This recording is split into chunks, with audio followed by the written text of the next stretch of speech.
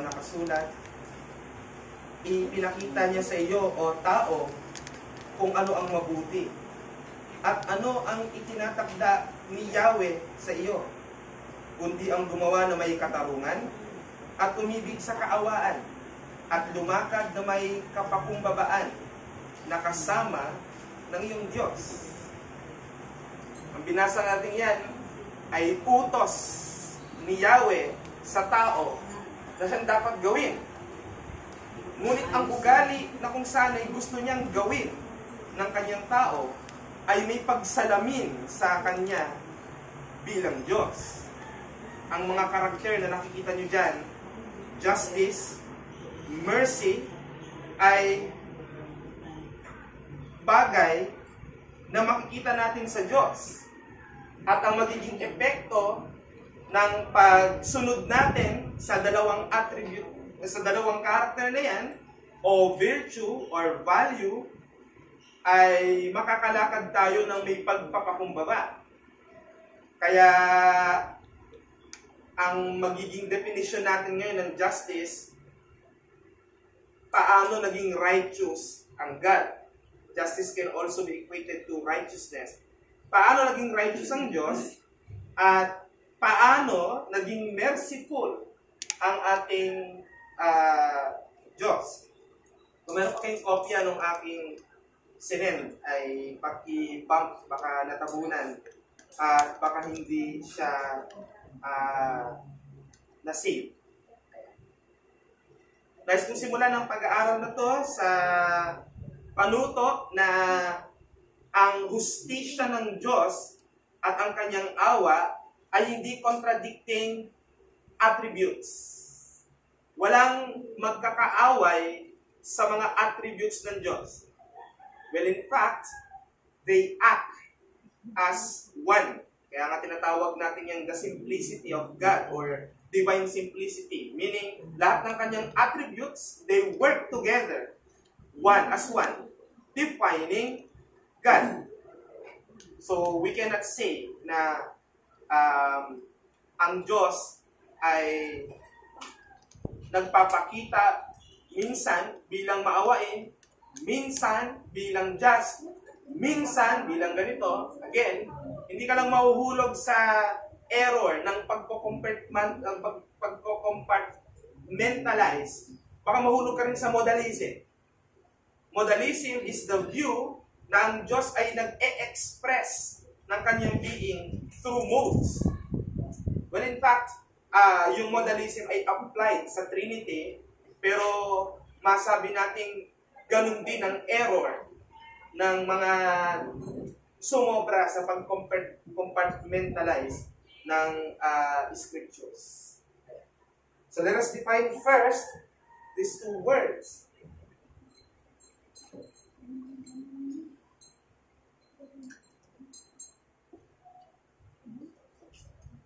So the justice of God and the mercy of God. Hindi naman tayo mahihirapang i-define yan kung ang pag-define natin ay yung alam natin sa mundong ito. When we say justice, pagbibigay katarungan, pagiging fair, pagiging just, pagiging on the side of right. So when you say you are just, it means you are always in the side of right, of what is right. So you are becoming just when you are always on the side of being right. But the question that would follow would be, according to what standard? So right, according to what standard? According to which standard? And mercy is, we define it as feeling of pity. Nakakaawa. Nakakahabag. Pero these two are qualities na makikita natin sa Diyos, and makikita natin yung perfection ng dalawang yan. We studied last Sunday na ang central ng lahat ng attributes ng ating Panginoon ay holiness. Therefore, yung kanyang pagiging justice ay irrespective of sin. Hindi kagaya natin na ang justice natin nababahiran ng sin. Gusto mong gawing tama, yung sa tingin mong tama, pero ang motibo mo masama. So, wala rin yun.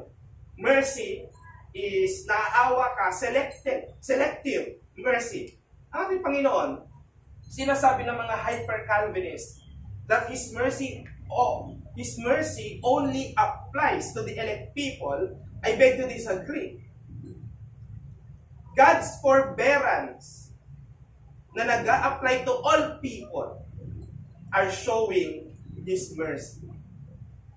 Kasi, kung susundin natin na, wait, ano ka na? Guilty ka sa sin. Eh dapat ngayon pa lang, dinala ka na ng Diyos sa kanyang sa impyerno. Pero ang pagpapahaba ay pagpapakita ng kanyang pagpapahinuhod or forbearance. Therefore, God's mercy applies to all. His mercy applies to all. Yun. At when we speak of God's mercy, ay kailangan natin itong makita na mayroong ibang mga Bible words na ikinokonekta dito sa mercy ng ating Panginoon. Siyempre, number 1 ay yung mercy mismo. At minsan ginagamit pa yung term na tender mercy, mas malalim. Tender mercy. Mercy na nagmumula sa kanyang divine favor.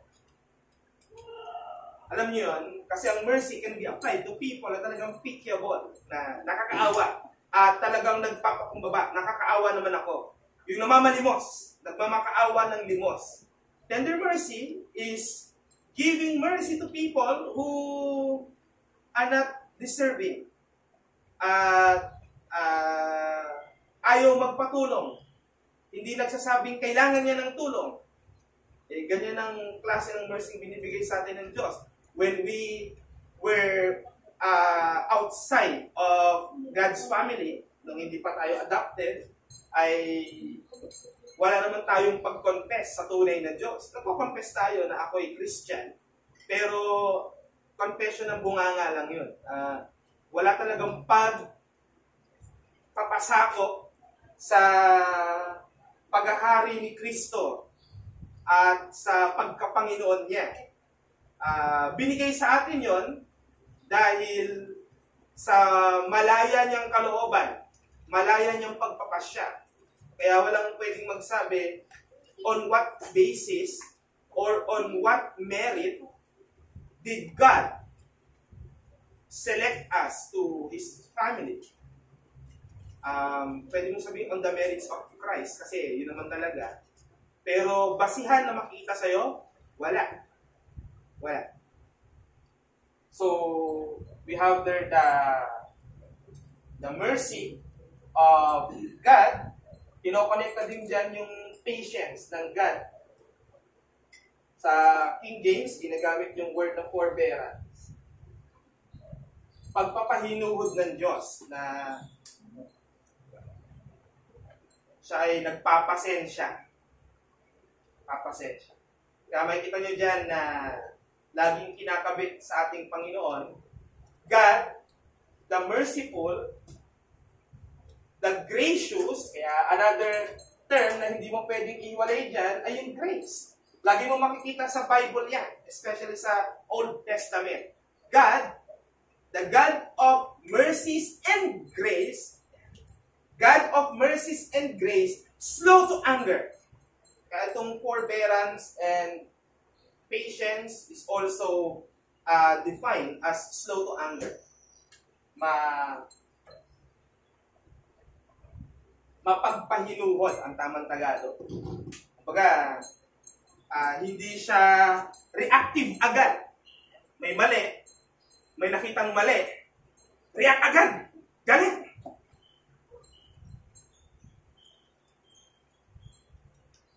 Hindi ganun yung Diyos. Kung magiging ganyan ng Diyos, ay yari na tayo. Kasi every day, we sin. At kung ganyan kabilis mag-react ang Diyos sa sin, ay kawawa na tayo. May mga magtuturo dyan. Ganyan nga si Yahweh noong unang panahon. Pero iba na si Jesus ngayon. Pag naniwala ka doon, you are guilty of the heresy of Marcionism. So, ingat sa pakikinig sa mga mangangaral na binanggit ko kagabi sa ating Bible study. Okay. So, yan ang mga makakabit natin sa mga term na yan. Ang Old Testament, dalawang Old Testament term na pinanggagalingan ng mercy. Una ay yung kesed. At dyan, mercy lang yan. Awa. Pagpapakita ng habag. Awa. Paano magiging kandidato ng pagiging kawawa? Paano ka magiging kandidato ng pagiging kaawa? Bakit ka kailangan kaawaan?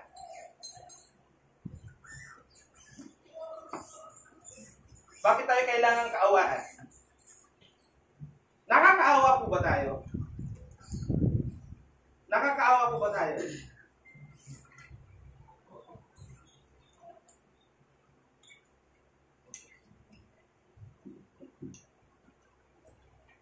Sino gusto sumagot? Nakakaawa ba tayo bilang mga tao? Bakit? Bakit po? Kasi we understand kung gusto siya kung walang magsisin sa... Okay, because of our sin. We are wretched. Yan ang mga Bible term. We are deeply immersed sa sin na kung saan napatunayan ng tayo ay guilty. Napatunayan din na tayo ay worthy of God's wrath and punishment. And that we don't have any tools in our hands whereby we can save ourselves from such tyranny of sin. Therefore, we need God's mercy. Kailangan natin ng mercy ng Diyos. Otherwise, bubulusok talaga tayo doon. Ang term pa nga mapapahamak ka kapag di ka nanampalataya kay Kristo. Ang tama pala, napapahamak ka na. Napapahamak na ikaw. Ngunit masasalo ka, yamang hindi ka pa dumarating sa kasukdulan.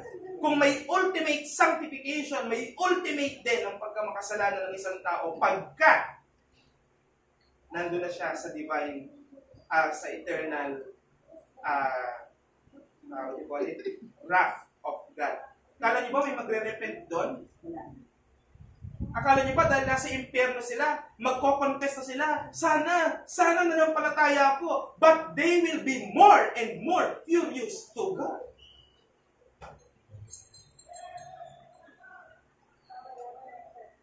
Totoo ang doktrina na malibang ang banal na spirito ang magbago ng puso, hindi titibok ang puso ng tao para sa Diyos. Kaya to the question, or on the question, are we pitiable? Of course we are. But now, because of Christ, di ba? Nagmamanifest ang kanyang mercy dahil we have been pardoned. Kasi. Another word is rakam. Ito yung sinasabi kong tender mercy. Counterpart ng mercy sa New Testament ay yung term sa Greek na ilios. Trivia pala, sa Old Testament Hebrew at New Testament Greek, pag nakakita kayo ng CH, you don't pronounce it. Yung mga nagkakamali dyan, isa na ako. Wala pang ganyang sound sa panahon nila. Yung CH na channel, na chores. Wala pang ganun. Kaya yung Chalcedon ay should be pronounced Chalcedon. Nagsimula lang ang sound ng CH ng panahon ng Anglo-Saxon, English. Pero nung panahon nila, wala. So, Ilios refers to God's mercy. Mercy. Pagiging maawain ng ating Diyos. Paano ngayon nag-a-apply yan sa atin? Bago tayo pumunta sa mga text, yung justice naman ang ating pakialaman. So when we are speaking of God's justice, ang una mong tatandaan na premise, God is just or God is righteous.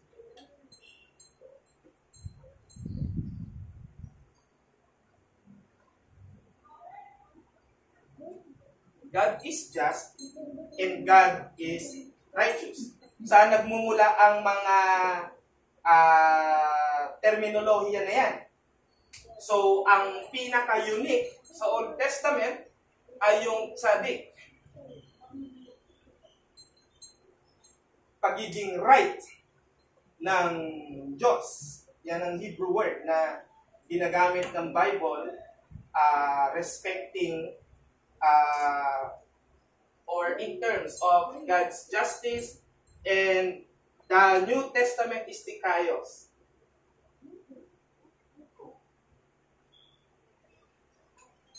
Yan ang mga ginagamit dyan.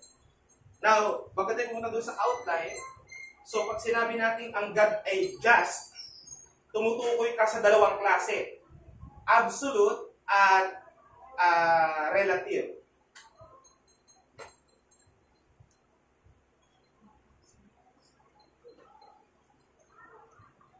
Now, anong ibig sabihin nito?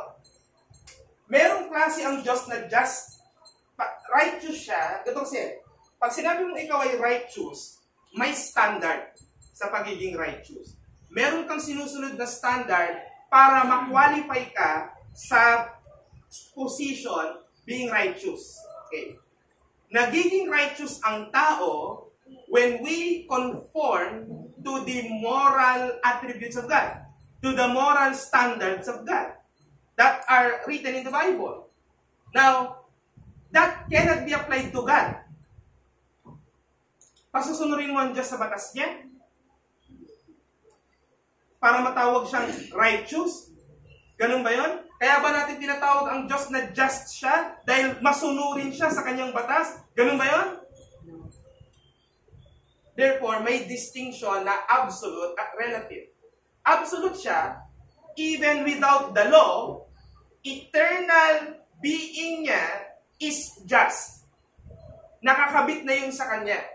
At yun din ang pinanggagalingan kung bakit siya naglagay ng batas tungkol dyan.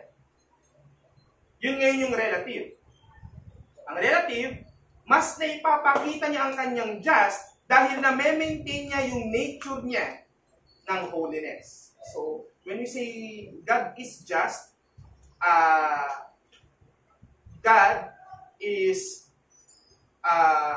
promoting, emphasizing, mandating all people to be good, to be just, to conform to His laws. Yeah.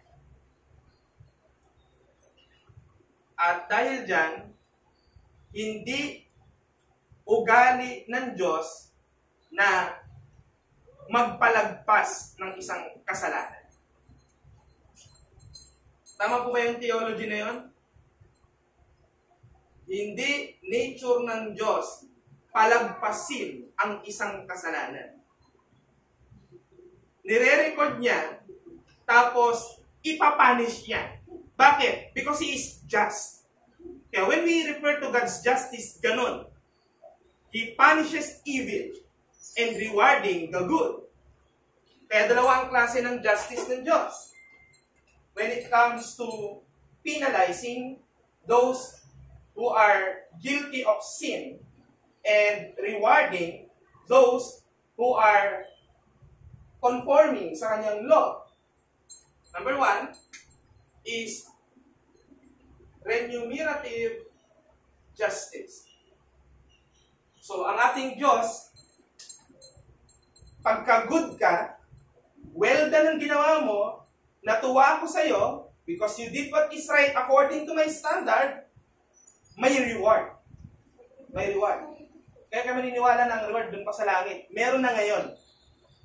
Magbubuhos ang Diyos ng reward to those people who are just, who are righteous, who are doing what is right. Pero sa pangalawa, ito yung nakakatakot. Yung retributive justice. Nagpaparusa sa kasalanan. O kung just po ang ating Panginoon, at tayo po ay guilty of sin, ba't di po pinaranas sa atin yung retributive justice? Bakit di pinaranas sa atin ang retributive justice? That's my question. Naka-reserve tayo sa retributive justice? Hindi tayo dadaan dyan. Pero bakit hindi na tayo dadaan dyan? At bakit hindi siya pinaranas sa atin? Anyone would like to answer? Bakit hindi tayo dumaan sa retributive justice ng Diyos? Because of His mercy. Ibig sabihin po ba, kinontra ng mercy yung justice? Ayan, sunod tanong dyan. Hindi pa rin.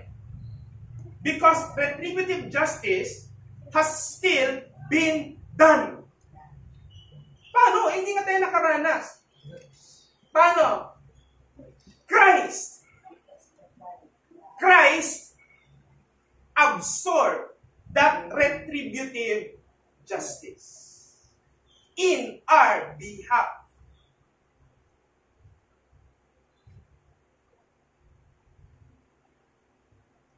Tapos ikaw gusto mo mag-punish?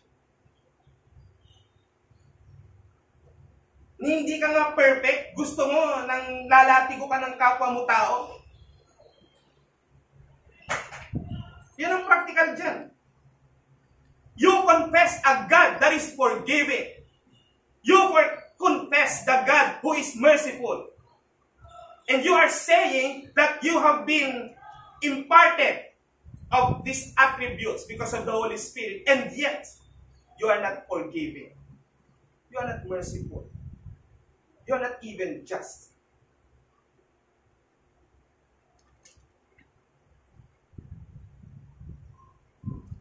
Hindi kinokontra ng mercy ang kanyang justice. Hindi ko rin sasabihin binabalanse ng mercy ang justice. Hindi ganun yon. Justice is still done. Mercy is still done. But this mercy and justice, meron niyang kasukdulan. Ganito. Nakakaranas pa rin tayo ng retributive justice sa mga committed sins na ang punishment ay hindi naman damnation.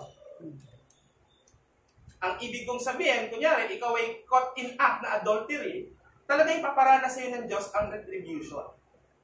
As consequence ng kasalanan na yon. Kahit Christian ka na, nang rape ka, huwag naman sana, papadaan ka pa rin talaga sa kulungan. That's the retribution because of that sin. But, hindi ka dadali ng mga yan sa damnation. Na-cancel yon kailan? Kailan na-cancel ang damnation ng isang sinner? Kailan? Sa Ordo Salutis, kailan? Sa Ordo Salutis. Patapos na tayo, glorification na yung susunod. So, master na natin yan. Lahat naman kayo nasa Bible study. Hindi man lahat, pero karamihan, majority. Saan na-cancel yung ating damnation? Yan ang sinisigaw ng mga unang reformer. Dadagdagan nyo lang ng Sean, yung topic natin. Justification. In justification, because of what Christ has done on the cross, our sins or the sure condemnation has been cancelled. Yan ang sinasabi ng Romans 8:1. No There is therefore now no condemnation to those who are in Christ Jesus. Wala lang yung sunod doon na who walk not in the flesh. Wala yun. Ano lang yun? There is therefore now no condemnation to those who are in Christ Jesus.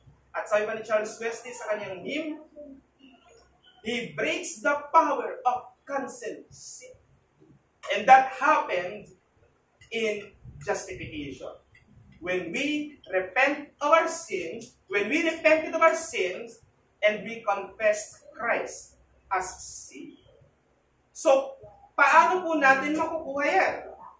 By faith alone. Yun ang sunod doon. Minsan, sa kaka-grace alone, grace alone, grace alone, nalilimutan natin yung faith alone. Meron nun. Faith alone. Pag absent yung faith mo, hindi saving.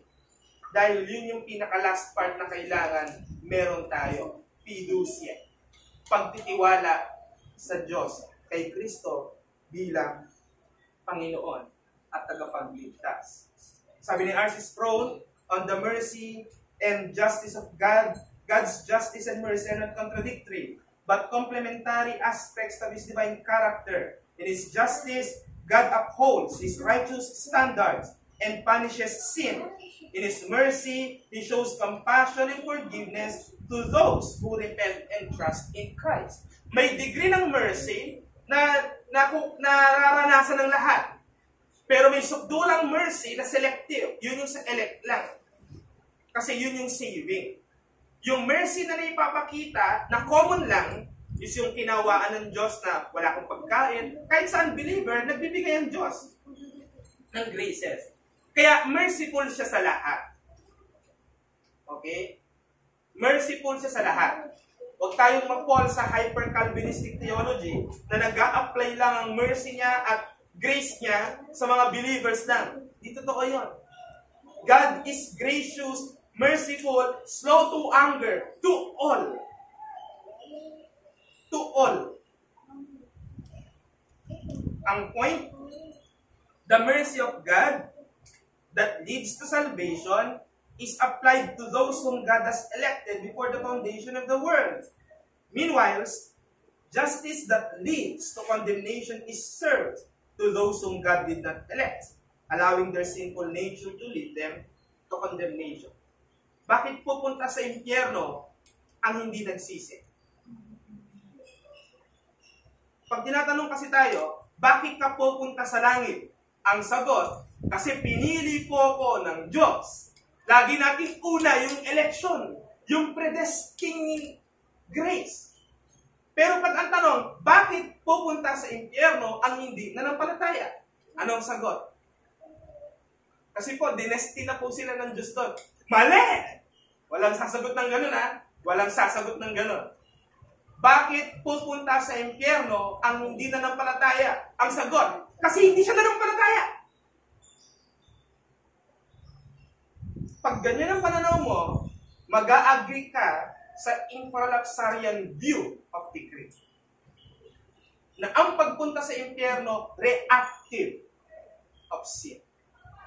Hindi dahil sa nauna muna siyang mag-condemn, tapos nag-follow up na nagkasala ka. Mali, baliktad. Dinadala sa impyerno ang isang tao sapagkat hindi siya nanampalataya kay Kristo. Yun yun. If you view, kung ganun ang view mo, you are infralapsarian on the decree. Kasi kabaliktaran niya ng supralapsarian. Ang supralapsarian, nauna munang i-decree yung reprobation at ang tanong, saan pinagbasihan ng Diyos? Nadaling kasi impyerno? Hindi na siya just pag ganun. Lord, bakit po siya dinala sa impyerno? Kasi pinili ko na siya para pumunta doon. How about your justice, O God? Yan ang magiging point. Tayo, ba't po tayo dinala sa langit? Wala naman nakita sa atin. Kasi may mercy siya.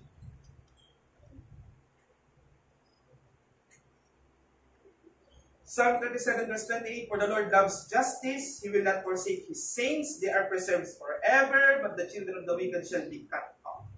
Shall be cut off simply means that He is withdrawing His Dito natin binigyan ng distinction ng special at common grace. Yung special grace hindi na mag-a-apply dito sa mga wicked. Though may grace pa din na mararanasan sila somehow. Romans 2:5-6, but because of your hard and impenitent heart. Impenitent means refusing to repent. But because of your hand and impenitent heart, you are storing up wrath for yourself on the day of wrath, when God's righteous judgment will be revealed. He will render to each one according to his works. So ganyan tumatrabaho ang justice ng Diyos by standard of ano ba ang ginawa ng mga tao concerning His law. Not the other way around na nauna muna siyang kinondemn. Bagamat may verse, John 3:17-18 na hindi nanampalataya ay condemned already. Kasi nga, alam nga ng Diyos na hindi ka nanampalataya. Pero hindi sinasabi na nauna siyang mag-condemn bago hindi nanampalataya yung tao. Ang sabi, hindi nanampalataya, condemned. So yan yung relation ng dalawa. Titus 3:4-5, but when the goodness and loving kindness of God, our Savior, appeared, He saved us not because of works done by us in righteousness, but according to His own mercy, by the washing of regeneration and renewal of the Holy Spirit. May gumagamit ng verse na to para sabihin may righteousness tayo kahit walang indwelling spirit. Kasi may binanggit na hindi daw sa righteousness na meron sa atin. Ang conclusion ngayon ng maraming mga tao, edi may righteousness pala sa atin. Hindi. Ang gamit dyan is, kung meron man, kahit meron man na righteousness sa'yo, hindi yung dahil doon. Yun ang ibig sabihin nun. Hindi yan nagtuturo na may righteousness tayo before conversion, before justification and regeneration.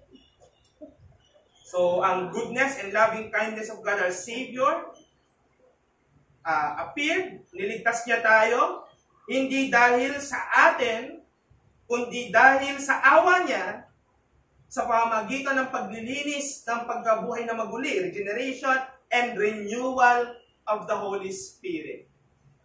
Sabi ng renewal of the Holy Spirit ay sanctification. So even that work of God is due His mercy. Wala talaga tayo. Bagamat ang sanctification is defined as the cooperation of man and God.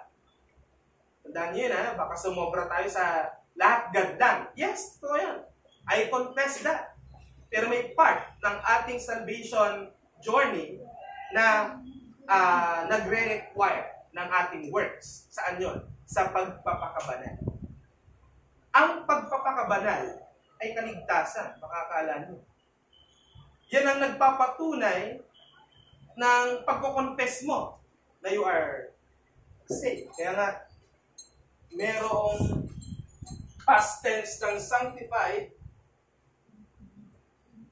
Yun yung tinatawag nating definitive aspect ng sanctification. Definitive kasi legally speaking, dahil kay Christ, okay ka na sa Diyos. Yan. Pero meron pang sanctified na present.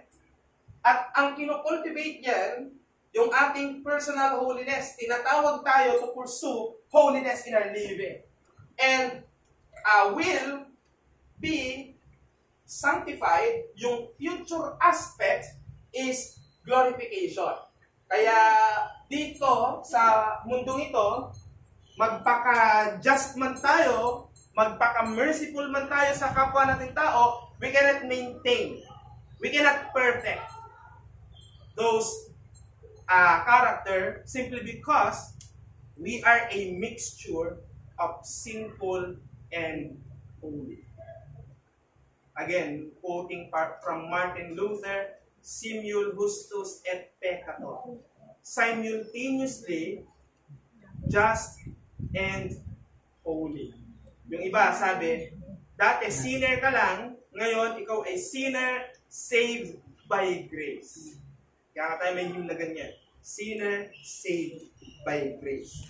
Ephesians chapter 2 verse 4 to 5. But God, being rich in mercy, because of the great love with which He loves us, even when we were dead in our trespasses, made us alive together with Christ. By grace, you have been saved. Kaya sabi ko sa inyo, ang moral attributes ng Diyos, ang pinaka ma-appreciate natin because these things are something that we feel. Something that we can relate to. Lord, you are tender loving God. Because you loved me even when I was sinking deep in sin. O Lord, thou art merciful because you show your tender mercy when you have sent Christ in my behalf. O Lord, you are just. You are just. Because you made Christ to suffer in my behalf. Kaya nasunod pa rin yan. Nasunod pa rin yan. Kaya nga umiyak ang ating Panginoon sa cross. Eli naman sa baktanin. Bakit mo ako pinabayaan?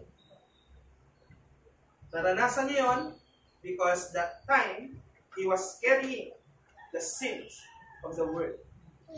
When I say world, sins of all the elect people. So note, God can apply both of these characteristics at once to the same person, such as serving justice as a consequence of committed sins, whilst also showing mercy through forgiveness and restoration upon repentance.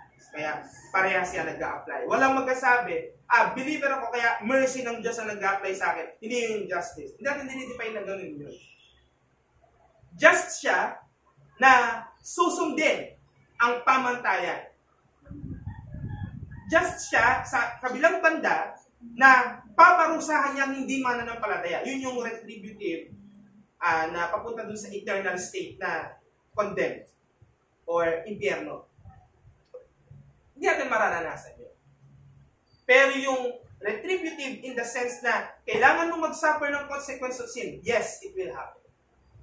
Pero sa ating Christian, nabubyo na rin siya as blessing kasi way of discipline.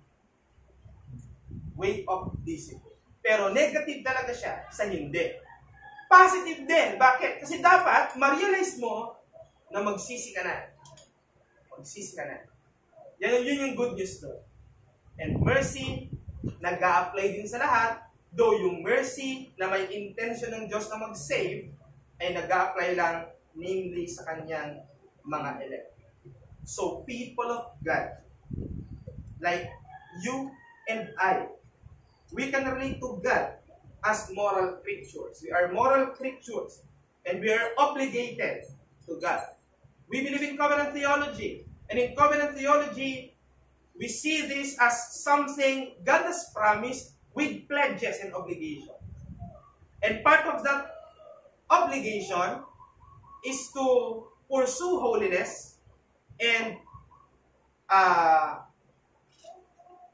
respective sa ating pinag-aralan ngayon, ay makita natin sa sarili natin, am I exercising mercy towards other people? Or am I cruel? Masyado ba akong mapaniil sa iba? Mas pinapairal ko ba yung ito dapat kesa sa maawa? At wisdom mo kung paano i-balance ang dalawa, di ba? Pwedeng naawa ka at neglect mo ang justice. Sino po ang titingnan natin para makita yan? Ang ating Panginoong Hesus. Nung nahuli ang isang nangangalunya na babae na nasa aktong pangangalunya, nariyan kagad ang mga Pariseo. Ang mga Pariseo na nagpakadalubhasa sa Talmud, sa Mishnah, sa Torah. Ilan yung sabi ni Pastor na batas? 613. 613 laws. Hindi na nga nila nasunod yung 10 eh. Meron pang 613 sub-categories ng bawat law. Kumbaga dun sa batas na huwag papatay, marami pang nakapaloob na batas. Kasi hindi binabasa ng marami yan eh. Tumitigil sa Exodus 20. Ang hindi nila alam, in-exposition pa ng Diyos yun pagkatapos. Ano ang application ng mga yun? Ano ang ibig sabihin niya? Huwag kang di magsisimba. Huwag kang pangilin mo ang araw ng Sabat. Lahat yun ay pinaliwanag niya. Di nga nila nasunod eh. Pero nung ang Panginoong Jesus, kinorner ng mga Pariseo, Jesus, anong masasabi mo? Caught in act to, caught in act. Sabi ng batas, batuhin ang ganito. Gusto nilang pasagutin si Jesus dahil pag nagkamali ng sagot si Jesus, pwede na nilang arestuhin. Ayon sa batas ng Sanhedrin. Matatalino yan. Pag-akala natin, yung mga Pariseo, epal lang. Hindi, matatalino yan. Hindi nila kinoconfront si Jesus nang wala silang bala. Ang problema, ang kaharap nila, the only wise God. Kaya anong sabi natin Panginoong Kristo? Ang sinong walang kasalanan sa inyo, siya ang unang bumato sa Kanya. Ano ang gustong ibalandra ng ating Panginoon dyan? Mercy. Justice is served, but mercy is delaying the justice somehow. Yan ang ganda. Ang Diyos nagdi-delay. Nagdi-delay ang Diyos, at yung kanyang pag-delay nagbunga sa may ibang umako, ang ating Panginoong Jesucristo. So ang practical reflection natin dyan mga kapatid, show mercy. But never neglect God's justice. Yun muna. Yung kahit ang isang tao, alam mo ang kanyang pagkamakasalanan, pag nakita kanya, hindi niya makikita ang mukha mo na nandidiri sa kanya. O yung mukha mo na parang nagsasabi, tingnan mo ang sarili mo, tingnan mo ang sarili ko. Baka tayo ay ma-fall sa holier than thou behavior. We shouldn't be. We shouldn't. Dapat tayo yung point na sa pagiging mapagpasalamat ng isang pinatawa dahil tinanggap siya, ay ipinunas pa niya ang kanyang buhok. Hindi tayo si Jesus huwag natin gagayahin yun na sige, punas mo yung buhok mo sa paa ko. Yung gesture na yun ay pagkilala ng babae sa otoridad ng ating Panginoong Kristo. Hindi tayo yun. Pero ang kunin natin doon, yung reaction niya dahil sa pagiging merciful at accepting ng ating Panginoon sa Kanya. Yun ang dapat makita. Yung pagpunta dito, kamusta attendance mo? Kamusta? Mag-fall tayo sa legalism because of that. So we can relate to God as moral creatures, and we can enjoy Him in this life and we live morally according to His standards. These are my recommended readings before I close. So I have put there 7 books. Some of them are booklets.